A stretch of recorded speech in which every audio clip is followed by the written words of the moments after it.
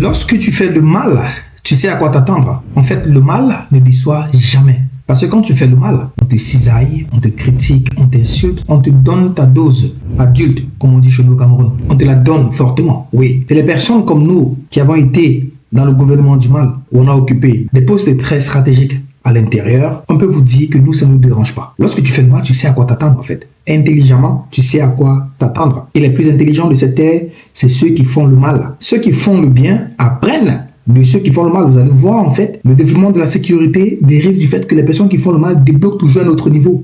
Ils ont toujours une longueur d'avance. Quand vous les bloquez, ils débloquent un autre niveau. Ensuite, on trouve un moyen de bloquer ça. Mais la vérité, c'est que qui est le plus intelligent? C'est celui qui a débloqué un autre niveau. Parce que si tu étais plus intelligent que lui, tu devais anticiper sur tous ses faits et gestes. Et tu devais le limiter dans ses mouvements. Mais toujours, il trouve un moyen de s'en sortir. Parce que je répète, dans le pays de ceux qui font le mal, ils savent à quoi s'attendre. Ça ne nous surprend pas. Mais on a décidé de faire le bien. Parce qu'on a choisi de faire le bien. Entre le bien et le mal, vous me demandez qu'est-ce que je choisirais? Je choisirais le bien. Pourquoi? Parce qu'on commence déjà par le mot en question. Bien. Qui n'aime pas ce qui est bien? Le problème avec le bien, c'est que nous aimons le bien, mais généralement, le bien ne nous aime pas. Je m'explique. Lorsque tu fais le mal, tu sais à quoi t'attendre. Ton café chaud ne souffre de rien. Ton retour sur investissement, en ce qui concerne le mal, ne souffre jamais de rien. Mais lorsque tu fais du bien, le retour sur investissement que tu attends là, la même âne, la même énergie négative qu'on te donne quand tu fais le mal, cette même énergie positive là ne vient presque jamais. Généralement, quand tu vas faire du bien, tu seras presque toujours déçu. Parce que la réaction de cause à effet côté bien n'existe plus. Ils ont normalisé ça. Donc pour eux, c'est normal de faire du bien. Ils savent pas que c'est plus dur de faire le bien parce qu'en fait, tu grandis en faisant du mal. Il y a les personnes comme nous qui avons poussé encore, on est allé très loin dans le game. Parce que ceux qui me connaissent savent que je viens d'un monde très terrible. Dans mon quartier, on connaissait, mais même quand j'arrive au quartier, la vérité, c'est que j'étais déjà fatigué parce que je fréquentais très en ville. Et quand tu vas quitter de la ville, LBA, pour ceux qui ne savent pas, j'ai fréquenté au LBA, qui est connecté à l'école normale et qui est aussi connecté à l'ENAM. Mais je vivais au Cansonel, au dans des bidonvilles, loin. Il n'y avait pas dans un taxi, il fallait suivre. Donc nous, on connaît faire le mal. Et quand tu regardes la cicatrice qui est sur toi, tu te dis, bon, j'avais quand même bien mérité ça en fait. J'ai mérité. Mais est-ce que quand tu fais le bien, tu as ce souvenir là où tu vas dire que ouais, j'ai bien mérité ça parce que j'ai fait du bien? Généralement, non. Pour vous faire bien comprendre, ça va prendre une illustration. Vous voyez le football, c'est un sport qui va toujours être au très haut niveau, qui va toujours rassembler des millions de personnes, des milliards de personnes même, je dirais, parce que ça respecte la loi de l'univers. Lorsque quelqu'un marque un but, regardez comment est-ce que le stade le célèbre. On lui donne ça en fait. Et c'est la raison pour laquelle on y va chercher toujours en fait. Toujours et toujours, ils font tout pour chercher ça. Lorsque quelqu'un fait ce qui est mauvais, lui aussi, on lui donne sa dose adulte. Et quand tu compares ce que les supporters vont te donner quand tu vas mal faire et ce qu'ils vont te donner quand tu vas bien faire, tu vas tout faire pour aller dans le bien. Tu vas tout faire pour aller vouloir chercher ça. Et c'est la raison pour laquelle, même si vous les aimez ou pas, ils seront au top niveau. Le basket, c'est encore grave même. Parce que le basket, on marque des buts à chaque moment, à chaque seconde. Les buts peuvent entrer. Regardez comment est-ce que les supporters sont en ébullition en fait. Ils donnent à l'équipe et ils donnent aux joueurs qui se distinguent. Il y a une reconnaissance de cause à effet. On ressent ça. Mais vous avez normalisé. Imaginez maintenant un match de football où quand tu marques, on normalise. Bon. Et quand tu marques pas aussi, on normalise. L'univers, la vie entière paye en valeur. C'est la raison fondamentale pour laquelle on a beaucoup plus de personnes qui font du mal que des personnes qui font du bien. Parce que ceux qui font du bien n'ont pas cette relation de cause et effet. Quand on te fait du mal, qu'est-ce que tu fais? Tu statues, tu critiques, tu calomnies, tu fais tout ce que tu vas faire pour essayer de détruire la personne. Oui, tu fais tout ce qui est en ton pouvoir. Statut visé, pas visé, direct, indirect, tu fais des choses en fait. Mais lorsque cette personne te fait du bien, est-ce que c'est la même chose que tu fais? Quand on te fait du mal, là, tu prends 2-3 semaines, tu ne parles pas aux gens. Tu entres en autarcie. Mais lorsqu'on te fait du bien, est-ce que tu t'imposes de parler à cette personne pendant 2, 3, 4 semaines parce qu'il m'a fait du bien? Non. Et vous voulez qu'on fasse du bien? Vous voulez vraiment qu'on fasse du bien? Moi qui vous parle, je suis chrétien aujourd'hui, ça c'est vrai. Et je peux bien vous parler parce qu'avant de devenir chrétien, Lucifer était mon idole. Il m'aimait parce que j'étais intelligemment maléfique. Je ne connaissais que faire du mal. Parce que dis-toi que quand tu vas faire des kilomètres, je pense que je faisais en moyenne 20 km par jour minimum.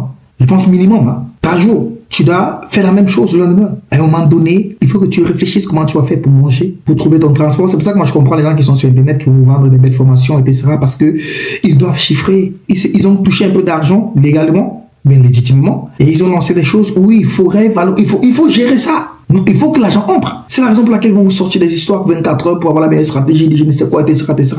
Je les comprends. C'est compréhensible. Mais ce n'est pas acceptable parce que vous pouvez faire la même chose, mais dans le sens bien. Mais pour faire le bien, c'est dur. Il faut dire ça aux gens. C'est dur de faire le bien. On apprend à faire le bien. Parce qu'on est déjà mauvais. On apprend à faire le bien. On apprend à écrire. On apprend à parler. On apprend à structurer ses phrases. On apprend à s'abstenir de dire certaines choses. On apprend à faire beaucoup de bonnes choses. On apprend. C'est plus pénible de faire le bien que de faire le mal. C'est beaucoup plus pénible. Je vous dis.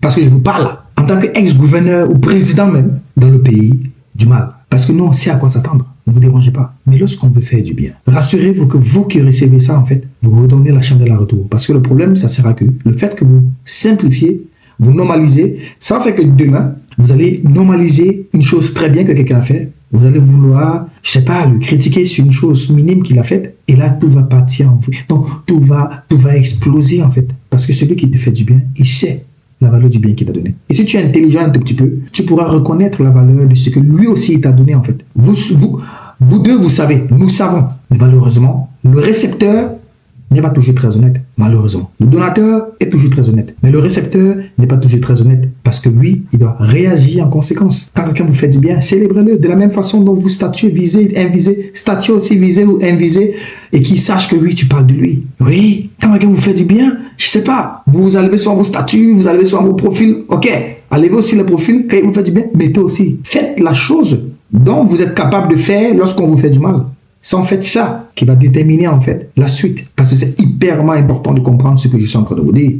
Si vous ne voulez pas comprendre ça, ça va cuire sur vous. Ça va cuire à un niveau où vous n'allez pas imaginer. Parce que vous n'avez pas voulu respecter la loi de l'univers. Nous, on n'a pas grandi de façon ordinaire. On a grandi de façon extraordinaire. Mais quand on dit extraordinaire, ça ne veut pas forcément dire que c'est positif. Parce que quand on dit extraordinaire, il y a extraordinaire positif, il y a extraordinairement négatif. Quand on dit qu'on vous fait des promesses, c'est pas toujours des promesses positives. Il y a aussi des promesses négatives. Je vous invite à aller voir 1 Samuel 2, verset 30. À partir du verset 30 au 36. Vous allez voir les promesses que Dieu est en train de donner à Élie et à ses fils. Il y a des promesses positives, il y a des promesses négatives. Mais c'est toujours une relation de cause et effet. À cause de ce que tu as fait, voilà ce qui va se passer. C'est la raison pour laquelle moi j'aime Dieu.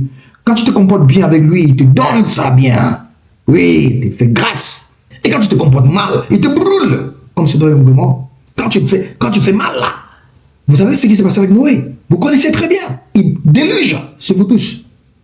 Et parce qu'il a eu plus mal, lorsqu'il a détruit la terre de l'eau, il a mis l'arc-en-ciel pour se souvenir que vous aurez pu que je fasse ça. Il est mon Dieu parce que il a ses imperfections et il ne cache pas ses imperfections. Il nous montre comment il fait pour braver ses imperfections. Il le montre clairement. Les moins intelligents qui vont venir vous dire, bon, pour ne pas dire idiot, les moins intelligents qui vont venir vous dire que voilà, Dieu est imparfait, machin, il n'y a pas d'imperfect. Hé, calmez-vous, calmez-vous. Calmez-vous. Et vous le dites parce que vous n'êtes pas parfait. Parce que quelqu'un de parfait, c'est premièrement quelqu'un d'imparfait. Ce qui fait la perfection de Dieu, c'est son imperfection.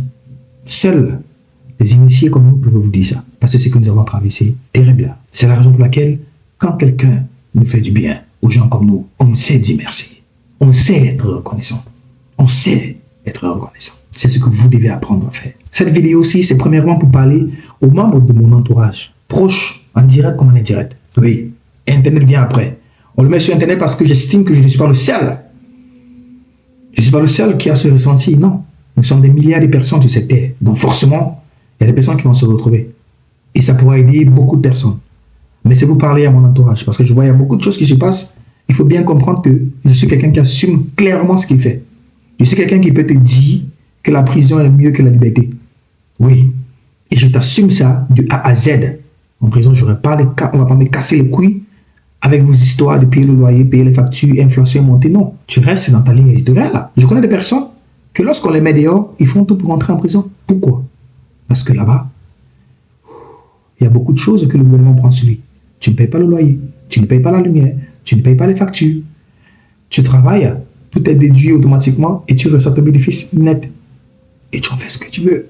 Quand tu sors d'un monde où il y a des personnes hypocrites qui vont te montrer un visage positif, pourtant ce sont des démons à l'intérieur. Tu peux être en prison où tout le monde ici se connaît. On connaît qui est qui. Avec chacun, on prend les précautions. Oui, si on est en liberté, c'est parce que Dieu nous a fait grâce. Mais on a été des criminels. On a été intelligemment maléfiques. Il y a beaucoup de choses qui sont en nous, qu'on a fait, qu'on a assumé. On veut mieux faire. Parce que les personnes qui vont dire non, je regrette, mais tu continues à faire les mêmes conneries. Mon ami, tu ne regrettes rien. Le regret, c'est vouloir changer. Mais si vous voulez nous pousser à rentrer dans notre monde, parce que le monde dans lequel nous voulons aller, le monde bien là n'existe pas, il n'y a pas de souci. On rentrera et avec Dieu, on s'expliquera. parce qu'il fait grâce à qui il veut, comme il veut, quand il veut. J'espère que ce message vous aurez très bien pénétré et que vous aurez bien compris pour pouvoir bien vous situer.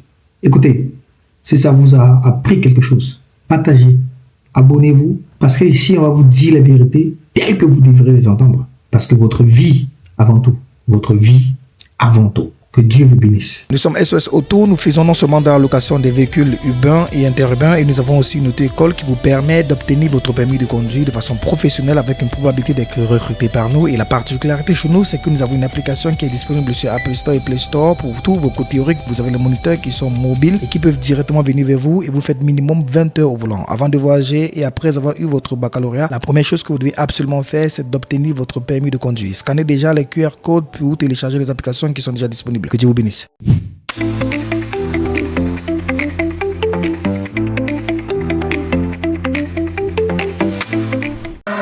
Pour tous vos podcasts, la création de vos contenus digitales, SOS Company vous ouvre son studio.